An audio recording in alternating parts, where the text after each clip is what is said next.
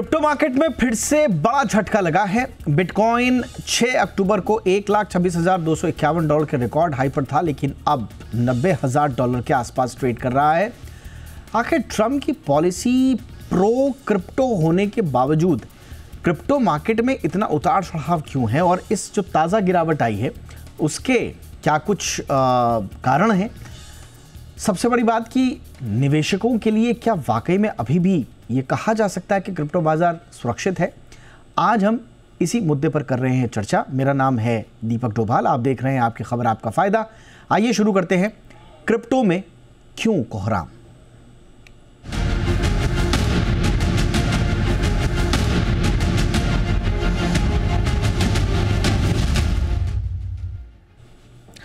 और चर्चा की शुरुआत करने से पहले आज के मेहमानों का परिचय आपसे करा दें। हमारे साथ हैं सुभाष चंद्र गर्ग सर, पूर्व वित्त सचिव और आर्थिक मामलों के जाने माने जानकार। गुड इवनिंग सर, बहुत बहुत स्वागत है आपका। हमारे साथ हैं अजय बग्गा सर, जाने माने market expert. Good evening sir, आपका भी बहुत बहुत स्वागत है। और हमारे साथ अब से कुछ देर में विकास गुप्ता जी भी जुड़ेंगे, कंट्री मैनेजर हैं बायबिट इंडिया के। गर्ग सर, आपसे ही चर्चा की शुरुआत कर रहे हैं।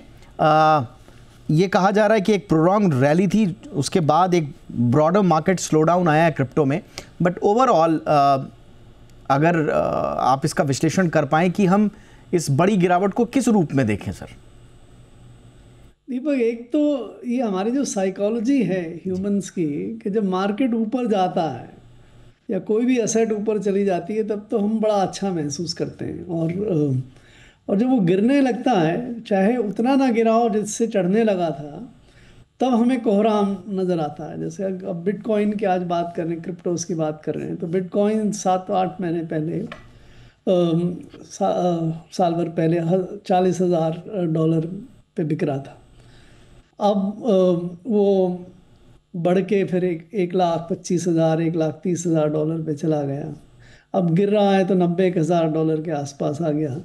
तो हमें लग रहा है कि बहुत ज़्यादा कोहराम की सी स्थिति हो रही है, बहुत ज़्यादा लोग परेशान हो रहे हैं। तो पहली बात तो मुझे ये कहनी है कि हमें इन चीज़ों में, ऐसी असेट स्पेशली जो इतनी स्पेकुलेटिव असेट हैं, उनके बारे में इस तरह की धारणा नहीं बनानी चाहिए कि भाई कोहराम की सी स्थिति हो गई या बहुत भयंकर इन्वेस्टर्स को नुकसान हो रहा है, सेल हो रहा है। दूसरी, अगर आप इसको ऑब्जेक्टिवली देखें तो ये क्रिप्टो, स्पेशली बिटकॉइन जो है, वो एक ऐसी एसेट है जो एक लिमिटेड नंबर में इशू हुई है, करीब $20 मिलियन के आसपास। इससे ज़्यादा ये इशू नहीं हो सकती, एंड देयरफॉर इसकी स्केर्सिटी वैल्यू बहुत ज़्यादा है कि अगर किसी भी कारण से बाज़ार में डिमांड बहुत पैदा हो जाए उस चीज़ के लिए, तो इसके दाम बहुत चढ़ जाएंगे। तो पिछले साल भर में, स्पेशली आफ्टर ट्रम्प केम, उसमें एक ऐसा माहौल बना दुनिया में कि भाई बहुत ज़्यादा इसकी डिमांड बढ़ने वाली है। बहुत सारे इंस्टीट्यूशंस ने ETF क्रिएट किए, परचेज अपने पोर्टफोलियो में डालने लगे।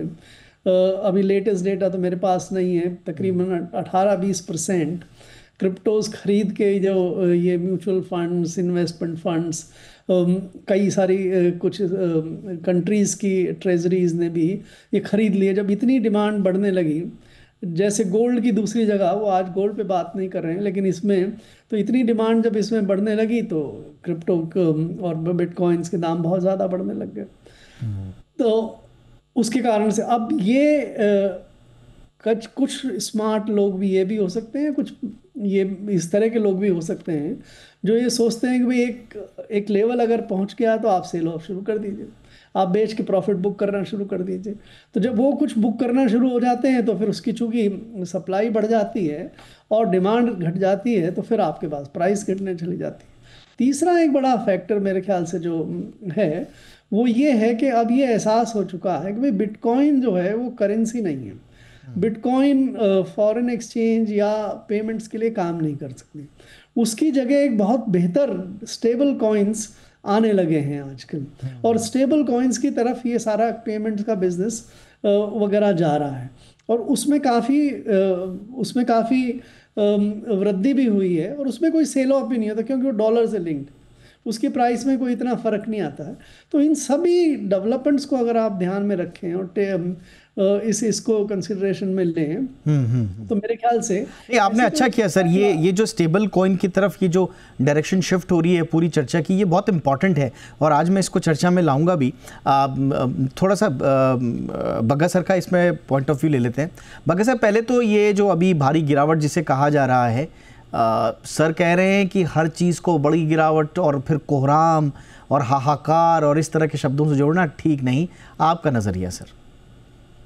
नहीं, देखें तो इस साल इंस्टीट्यूशनल पैसा काफी आना शुरू हो गया है क्रिप्टो करेंसीज में, स्पेशली बिटकॉइन में, ईथर में, जो टॉप कॉइन्स हैं। 110 ETF अब बन गए हैं दीपक जी, और नवंबर में ही $2.8 बिलियन इन ETF से निकले हैं।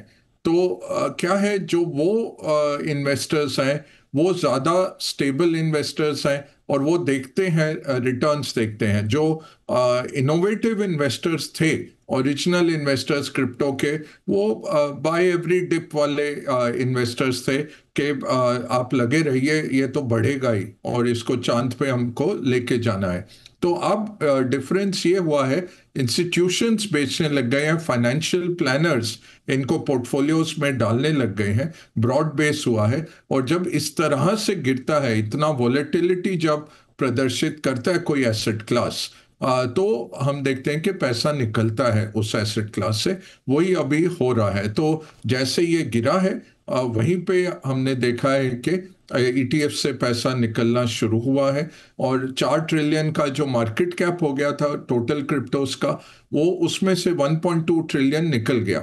तो काफी इरोजन हुआ है वैल्यू का। और ये जो कहते हैं कि ये सिंथेटिक गोल्ड है या डिजिटल गोल्ड की तरह है, ये आपके पोर्टफोलियो में रिस्क रिटर्न में एक अच्छा डाइवर्सिफायर है, वो प्रतीत नहीं हो रहा, क्योंकि ये मार्केट के साथ और मार्केट के बिग टेक कंपनीज के साथ ही मूव कर रहा है। बहुत स्ट्रॉन्ग कोरिलेशन है इसका लिक्विडिटी के साथ भी और अमेरिकन मार्केट में बिग टेक्नोलॉजी स्टॉक्स के साथ। तो ये डाइवर्सिफायर नहीं है और इंट्रिंसिक वैल्यू तो है नहीं।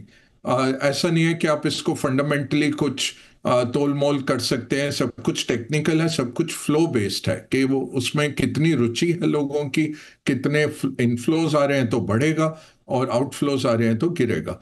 अब ये है कि 80,000 पे बहुत सारे ऑप्शंस खरीदे जा रहे हैं, तो लोग यही सोच रहे हैं कि ये और नीचे जाएगा बिटकॉइन। दूसरा है कि ETF का ब्रेक इवन कहाँ है। तो अगर आप बिटकॉइन ETFs देखें, जो 12 महत्वपूर्ण बिटकॉइन ETF हैं, उनमें जो इन्वेस्टर्स निवेशित हैं, $89,600 पे ब्रेक इवन था, जो आज थोड़ी देर के लिए ब्रेक हुआ, उसके बाद थोड़ा वहाँ बाइंग आई है। बट अगर इस तरह से वो टूटता है, लोगों की बाइंग प्राइस पे आता है, तो ये हो सकता है कि और इसमें सेलिंग आ जाए। तो इंस्टीट्यूशनल चेंज आया है बिटकॉइन में। जो नॉर्मल पुराने इन्वेस्टर थे, जो प्योर स्पेक्युलेटर और प्योर रिटेल थे, उनकी जगह अब संस्थागत निवेशक आ गए हैं, इसमें ETFs आ गए हैं और वो फिर टेक्निकल लेवल्स पे बड़े रूथलेसली कट करते हैं पोजीशंस। वही हमें अभी प्रतीत हो रहा है। ये 30% जो गिरावट आई है बिटकॉइन में, वहीं से आ रही है। तो दो बड़े इंपॉर्टेंट हमें टेक अवेज मिल गए हैं आगे की चर्चा के लिए। पहला, जैसा कि अभी गर्ग सर ने कहा था, उन्होंने जिक्र किया स्टेबल कॉइन का।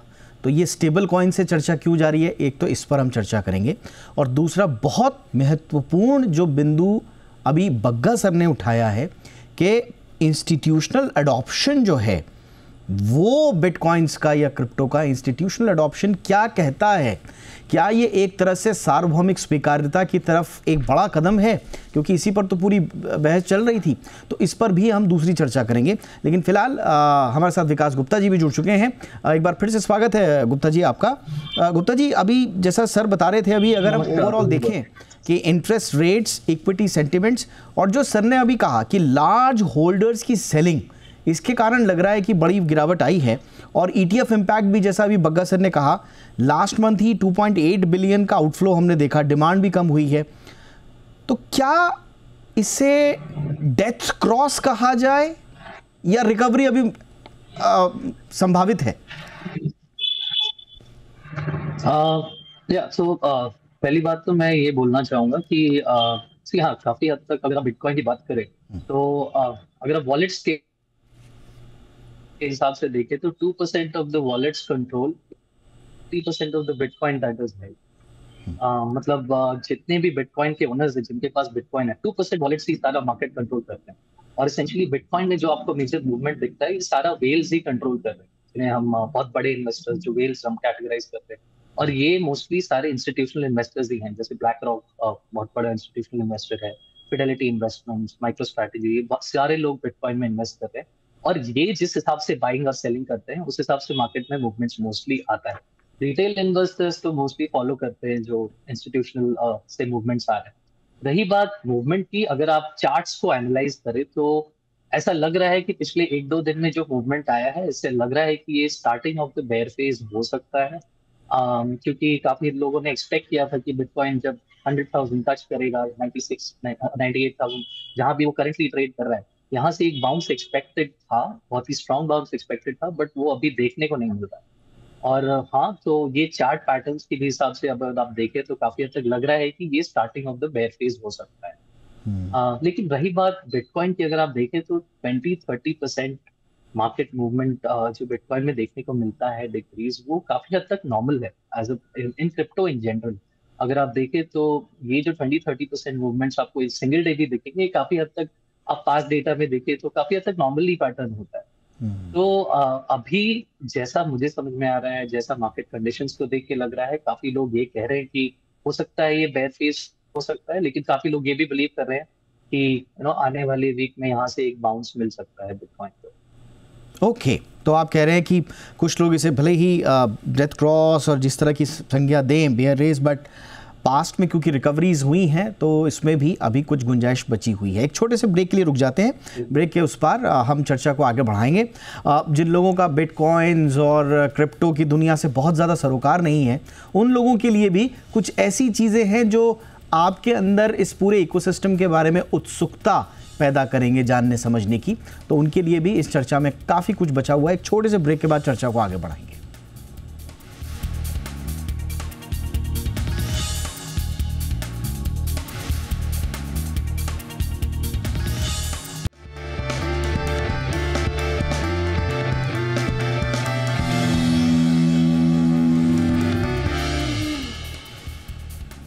ब्रेक के बाद आपका स्वागत है। गर्ग सर, जो दिलचस्प मोड़ आपने दिया चर्चा का पिछली मर्तबा, उसी को आगे बढ़ा रहा हूं सर। और अब पूरी जो ग्लोबल डिबेट शिफ्ट हो रही है स्टेबल कॉइन पर, उसके बारे में जो बेनिफिट्स के बारे में जो बार बार कहा जा रहा है, उसकी एफिशिएंसी को लेकर कहा जा रहा है। 8.5 ट्रिलियन डॉलर के ट्रांजैक्शंस रिकॉर्ड हुए हैं सर Q2 में 2025 में। वीज़ा से आप मान के चलिए डबल, जस्ट डबल। और low cost cross border payments, ये इसकी काफ़ी ज़बरदस्त एफिशिएंसीज बताई जा रही हैं। बट रिस्क भी अपनी जगह, डीपेगिंग का, टेरा लूना क्रैश हमने देखा, 45 बिलियन लॉस। डॉलर डोमिनेंस का एक बहुत स्ट्रॉन्ग आर्गुमेंट दिया जाता है अगेंस्ट में, क्योंकि USDT जो है ग्लोबल डॉलराइजेशन को बढ़ाता है, 139.5 बिलियन डॉलर है। और इमर्जिंग इकोनॉमीज़ के लिए तो बड़ा चैलेंज मानते हैं सर इसको। उसके बावजूद वित्त मंत्री निर्मला सीतारमन ने स्टेटमेंट ये दिया था कि nation must engage stable coins, और RBI ने जो है इंस्टेबिलिटी के लिए वार्न किया था। तो सर थोड़ा सा हमें बताएं कि ये स्टेबल कॉइन के एडॉप्शन को लेकर अभी क्या सही सोच है, उसकी तरफ, एडॉप्शन की तरफ बढ़ना या रुकना है अभी? देखिए, दुनिया स्टेबल कॉइन की तरफ जा रही है। स्टेबल कॉइन आज के जो कैश या डिजिटल ट्रांसफर्स हैं उसके भी मुकाबले बेहतर हैं हर किस्म से। चाहे आप उनकी कॉस्ट ले लीजिए, चाहे उसकी इमीडिएटली ट्रांसफ़र, इंस्टेंटली ट्रांसफ़र होने की वक़्त ले लीजिए, और स्टेबिलिटी ले लीजिए भले अब तो, क्योंकि अब जैसे US में रेगुलेट होना शुरू हो गया है, उसके बाद अगर आप पूरा उसका रिज़र्व बना के रखते हैं तो आपकी डिफ़ॉल्ट होने की संभावनाएं भी बहुत कम हो जाती हैं। तो इन सब चीज़ों को देखने के बाद स्टेबल कॉइन डॉलर डिनोमिनेटेड या किसी दूसरी currency denominated is better than the main currency itself in terms of transactions. Okay और in terms of risk उसमें कोई एक्स्ट्रा रिस्क मुझे नज़र नहीं आती। तो फ्यूचर तो मुझे बिल्कुल साफ नज़र आता है कि दुनिया स्टेबल कॉइन्स को इस्तेमाल करेगी ट्रेड करने के लिए, पेमेंट्स करने के लिए, ट्रांसफर्स करने के लिए। ना ये बात सही है कि ज़्यादातर स्टेबल कॉइन्स डॉलर डिनोमिनेटेड हैं, क्योंकि अमेरिकन इकोसिस्टम ही एक ऐसा इकोसिस्टम है जो इसको पूरी तरह से स्वीकार करता है। उसके लिए इन्होंने कानून बना दी, पॉलिसी बना दी, रेगुलेशन सिस्टम बना दिए। दूसरे दुनिया के देशों में इसके बारे में शक था, उनकी खुद की करेंसी, आप इसका एक रिफ्लेक्शन भी मान सकते हैं कि जो मेन करेंसी है उसमें किसकी डोमिनेंस है। मेन करेंसी में भी डोमिनेंस डॉलर की है, यूरो, युआन वगैरह किसी दूसरी करेंसीज की उतनी डोमिनेंस नहीं है। सो जो एक आपको इनिशियल मार्केट एडवांटेज है, जो डॉलर की एक्सेप्टेंस है, वो उसी में स्टेबल कॉइन्स में भी आपको मिलती है। लेकिन बाकी दुनिया जो है वो फॉलो तो करेगी। चाइनीज़ ने करना शुरू कर दिया, उन्होंने हांगकांग में स्टेबल कॉइन्स वगैरह बनाने की प्रक्रिया शुरू कर दी। दूसरे और लोग भी अपनी करेंसी के लिए बनाएंगे। सो जो भी इस गेम में आगे बढ़ना चाहता है वो इस दिशा में जाएगा और अपनी करेंसीज़ को लिंक करेगा स्टेबल कॉइन्स के साथ। हिंदुस्तान का जहाँ तक सवाल है, हिंदुस्तान में देखिए बड़ा पिछले 5-6 साल 7 साल से अगर आप देखें या 10 साल से अगर आप देखें तो हिंदुस्तान में क्रिप्टो करेंसीज़ और उसी का ये मानते हुए कि स्टेबल कॉइन्स भी एक तरह से क्रिप्टो करेंसीज हैं, हमारा ही रेगुलेटरी सिस्टम, हमारा पॉलिसी मेकिंग सिस्टम जो है वो इसको पसंद नहीं करता। निर्मला सीतारमन ने कोई एक बयान दिया, उस बयान का कोई ख़ास मकसद नहीं है, क्योंकि रिजर्व बैंक अभी भी पूरी तरह से इसके खिलाफ है। रिजर्व बैंक तैयार ही नहीं है इस पे कोई इवन एक्सपेरिमेंट करने और शुरुआत करने में। तो मुझे नहीं लगता कि इंडिया इसमें आगे बढ़ेगा। बढ़ना चाहिए, बाद में रियलाइज करेंगे कि हम बहुत देर कर दिए, जैसे और चीज़ों में देर करते हैं। लेकिन आने वाले समय में 5 साल में, 2 साल में, 8 साल में हम भी इस रास्ते में आएंगे, क्योंकि उसका कोई स्केप नहीं है, कोई। Okay all right sir. अब इसमें एक स्ट्रॉन्ग आर्गुमेंट भी ये भी दिया जाता है जो शायद आरबीआई का भी है कि डॉलर पेग्ड स्टेबल कॉइन जो है वो यूपीआई को ऐसा न कर दें कि फ्रेगमेंट कर सकते हैं, जो हमारा नेशनल पेमेंट है उसको एक थ्रेटन, मतलब एक आर्गुमेंट ये भी दिया जाता है। तो यूपीआई की प्रोटेक्शन पर भी एक बड़ा सवाल आ जाएगा। बट बहरहाल अब आज का हमारा दूसरा जो चर्चा से निकला बहुत इंपॉर्टेंट बिंदु है बग्गा सर ने जो उठाया, वो इंस्टीट्यूशनल अडॉप्शन है। और अभी इसका जिक्र गुप्ता साहब ने भी किया कि बैंक्स और जो बड़े बड़े फंड्स हैं जैसे ब्लैक रॉक है, वो टोकनाइज्ड फंड लॉन्च कर रहे हैं। इसमें 2025 में ही बिटकॉइन ईटीएफ इनफ्लो से मेरे ख्याल से कि $2 लाख प्लस प्राइस जो है वो पॉसिबल हो पाया या हो रहा है। तो ये जो इंस्टीट्यूशनल एडॉप्शन है इसको हम कैसे समझें बग्गा सर? तो क्या अब ये दुनिया धीरे धीरे इस बात से बाहर निकल चुकी है कि क्रिप्टो मतलब कोई अता पता नहीं जिसका, तो इंस्टीट्यूशनल एडॉप्शन क्या इसकी स्वीकार्यता का एक मुहर है सर? हाँ, बहुत बहुत बड़ा मोहर है। और स्पेशली ट्रम्प एडमिनिस्ट्रेशन ने बहुत सारे रेगुलेशंस चेंज किए हैं, इसको रेगुलेटरी फ्रेंडली बनाया है। और यही है, गर्ग साहब कहते रहे हैं, देखिए याद रखिए गर्ग साहब ने पहली रिपोर्ट लिखी थी क्रिप्टो करेंसी पे भारतीय इकोसिस्टम में, बट यही है कि भारत सरकार एड्रेस नहीं करना चाह रहे। तो टैक्स भी जो लगाया हुआ है उसको बिल्कुल स्पेकुलेटिव गैम्बलिंग की तरह टैक्स लगा के छोड़ दिया गया है। बट आरबीआई तैयार नहीं है इसको एड्रेस करने में। बट दुनिया भर में देखें, जापान से सिंगापुर, हांगकांग, यहाँ तक दुबई, यूके, यूरोप, यूएस, यहाँ पे अब बहुत रेगुलेशंस किए जा रहे हैं। और यूएस में तो ट्रम्प बहुत प्रो हैं इसके। कहीं बिटकॉइंस बिलियंस ऑफ डॉलर्स के यूएस गवर्नमेंट ने सीज किए हुए हैं, ड्रग माफिया या कहीं से, वो भी उन्होंने अपने रिजर्व्स में सम्मिलित किए हैं। और वो कहते रहे हैं कि हम रिजर्व्स बनाएंगे बिटकॉइन का। तो ट्रम्प बहुत बिटकॉइन के प्रो हैं।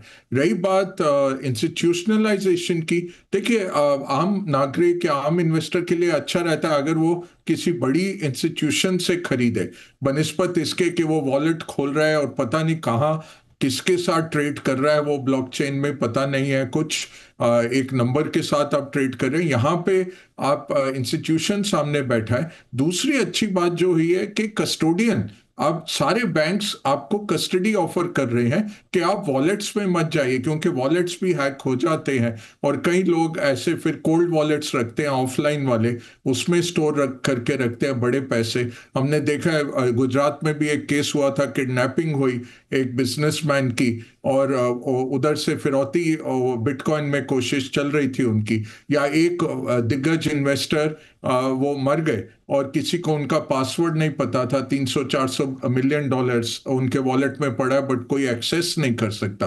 तो इस तरह की चीजें भी हुई हैं। तो अब बैंक्स क्योंकि कस्टडी ऑफर कर रहे हैं, ये बहुत बड़ी बात हो जाती है कि आप अपना, जैसे आप अपना स्टॉक और बॉन्ड्स और बाकी एसेट बैंक में रखते हैं, वैसे ही आप डीमैट के तौर पे बिटकॉइन और क्रिप्टो भी रख सकते हैं। तो ये विश्व भर में आ रहा है। अच्छा रहेगा अगर भारत भी इसको एड्रेस करे, क्योंकि इसको विश्वव्यापी नहीं कर सकते। ये हम 10 साल पहले ये हमारी सोच हो सकती थी कि ये कुछ नई चीज़ है, डूब जाएगी। अब ये काफ़ी हद तक वो हो गया है, स्टैंडर्डाइज हो गया है और मेन स्ट्रीम में आ गया है। 4 ट्रिलियन का इसका मार्केट कैप आ गया था, अब फिर से 3 के करीब आ गया है, 3 से नीचे आ गया है। और तीसरी बात है, टैक्स में भी देखें तो ज्यादातर कंट्रीज आगे बढ़े हैं। तो हमने क्या किया है, इसको ऐसे बैंक से बाहर निकाल दिया, बैंकिंग सिस्टम से बाहर निकाल के बहुत जबरदस्त टैक्स लगा दिया है और ऐसा लगाया कि आप ऑफसेट नहीं कर सकते, कैरी फॉरवर्ड नहीं कर सकते, लॉस, ये सब चीजें हमने लगा दी हैं और छोड़ दिया है उसके बाद। तो ये थोड़ा डिनाइल में है हमारे जो टैक्स अथॉरिटीज हैं या रेगुलेटर। इसको एड्रेस तो करना पड़ेगा क्योंकि दुनिया उसको कर रही है और यूपीआई को ये इस तरह से कोई संकट नहीं है। यूपीआई हमारा बहुत ही प्रशस्त सिस्टम है और उसको उल्टा एंगेज करना चाहिए। और देखिए दीपक जी, जो क्रिमिनल्स हैं उन्होंने तो जरिया ढूंढ लिया। आप देखिए ये जो ऐप से पैसे जाते हैं बाहर या डिजिटल अरेस्ट में, फिर हम देखते हैं कि और वो क्रिप्टो के जरिए से बाहर चले गए पैसे। तो जो चोर हैं वो तो यूज कर रहे हैं। उल्टा इसको रेगुलेट किया जाए और इसको प्रतिबंध भी लगाए जाए, नो योर कस्टमर किया जाए, मेन स्ट्रीम किया जाए, वो बेहतर रहेगा। एब्सोल्युटली। तो यानी कि आप बहुत ज़्यादा बच नहीं पाएंगे, तो बेहतर यही होगा कि इसको ज़्यादा से ज़्यादा आप सरकारी निगरानी की परिधि में लेकर के आएँ। दूर बैठकर बीरबल की खिचड़ी जैसा हिसाब किताब नहीं होगा, वो खिचड़ी कभी बनेगी नहीं। तो आपको हांडी को उतार कर आग के पास लाना पड़ेगा। तो ये एक स्थिति बन रही है। बहरहाल बहुत संक्षेप में गुप्ता जी, आप थोड़ा सा जो इन्वेस्टर्स हैं सर, उनके लिए बता दीजिए फंडामेंटल्स कैसे हैं, और अगर ग्लोबल रिस्क ऑफ फेज ये है जिसकी वजह से गिरावट है, तो ये कब छटेगा? ओवरऑल अभी आगे की पिक्चर कैसी सर, संक्षेप में अगर आप बता पाएँ। देखिए, बिटकॉइन की अगर बात करें तो बिटकॉइन अभी एक बहुत ही क्रूशियल स्टेज पे है। आने वाले कुछ दिन में ही पता चलेगा कि क्या सच में बेयर मार्केट आ चुका है या यहाँ से एक बाउंस अगर मिलता है तो एक्सपेक्टेशन तो ये है कि बिटकॉइन अपने ऑल टाइम हाई को फिर से ब्रेक करेगा। और काफी लोगों ने, काफी एनालिस्ट ने ये प्रेडिक्ट किया है कि अगले कुछ महीनों में बिटकॉइन लगभग 2 लाख के आसपास भी दिख सकता है। बट वही आने वाले कुछ दिनों में ही ये पता चलेगा कि किस। डिस्टर्बेंस काफी आ रहा है सर आपका नेटवर्क में, बट सम अप कर दे सर। काफ़ी डिस्टर्बेंस आ रहा है बट आपकी आवाज़ समझ पा रहे हैं। निवेशक अगर आगे की स्ट्रैटेजी बनाना चाहें तो ज़रा क्विकली बता दीजिए सर। तो आगे की स्ट्रैटेजी ये करूँ कि अभी वॉचफुल मोड में रहना चाहिए, एटलीस्ट अगले 1-2 हफ्ते तक उन्हें देखना चाहिए मार्केट किस हिसाब से है। अगर बिटकॉइन 90,000 को होल्ड करता है, 95,000 को होल्ड करता है, 100K के ऊपर थोड़ा सस्टेन करता है, तब एक अच्छी एंट्री पॉइंट बन सकती है। Alright sir, alright. थोड़ा डिस्टर्बेंस रहा बट आई एम श्योर कि जिनको इसमें दिलचस्पी है निवेश से जुड़े, उनको एक बेटर राय मिली होगी। बहुत बहुत धन्यवाद आप तीनों का वक्त निकालने के लिए। Subhash Chandra Garg sir, thank you so much sir for your time. Ajay Baggar sir, बहुत बहुत शुक्रिया सर हमेशा की तरह वक्त निकालने के लिए। विकास गुप्ता जी, बहुत बहुत धन्यवाद, आपने समय दिया। शो में इतना ही, अपना ख्याल रखिए, देखते रहिए जी बिजनेस। नमस्कार।